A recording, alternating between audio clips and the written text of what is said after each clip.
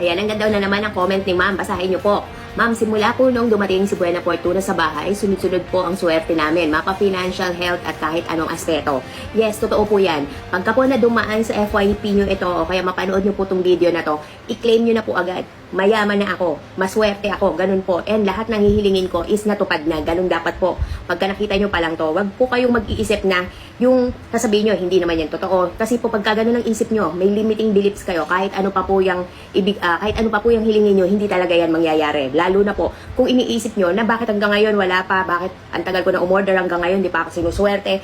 Kasi nga po, meron po kayong limiting belief subconsciously. Hindi nyo po na-claim agad yung inyong mga blessings.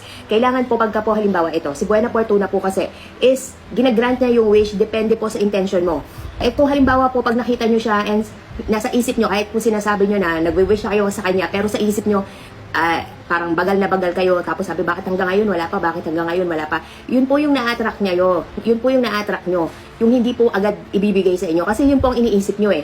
Pero once na halimbawa nakita nyo tong video na to, nag-place kayo ng order dyan, or dumating na si Buena Fortuna sa inyo, and kiname nyo na agad yung blessing nyo, na I am swerte, I am natupad na lahat yung gusto ko, meron na akong kotse, meron na akong bahay, meron na akong maraming properties, ganun po lagi yung sasabihin nyo, and wala pong ibang choice, si universe mismo ang magbibigay sa inyo yan, magiging daan lang si Buena Fortuna.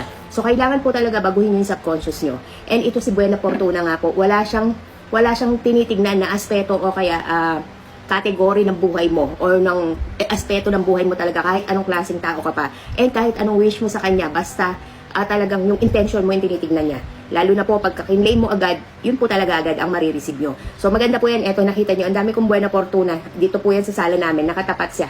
Ayan yung pinto namin, kaya lahat sila doon nakaharap. So ayan, meron din ako doon sa may banda doon, ayan, sa may TV. Pero lahat yung mukha nila is naka-face sa front door po namin. Lahat po siya is gusto ko pagpasok ng bahay namin, nakatingin siya doon sa mga pumapasok. Para pagbukas ng pinto, siya agad yung mabubungaran. Para po, ayun, pagbukas pa lang ng pinto, pasok agad yung blessing. So sa mga naghanap nito, naka-sale po pa rin ha. Sale pa rin dyan sa Yellow Basket. Ito po ganito kaliit. Ito po yung mini 19.5 centimeters po to. And yung mas malaki is nasa 21.5 cm. Pareho ko pong ilalagay dyan sa link dyan sa baba kung saan kayo makaka-order ng legit, ritualized, and may blessed na po. Ayan na yun sa Yellow Basket. Kung gusto nyo rin po mag-alaga ng Buena Fortuna, i-claim nyo na po agad na swerte ka.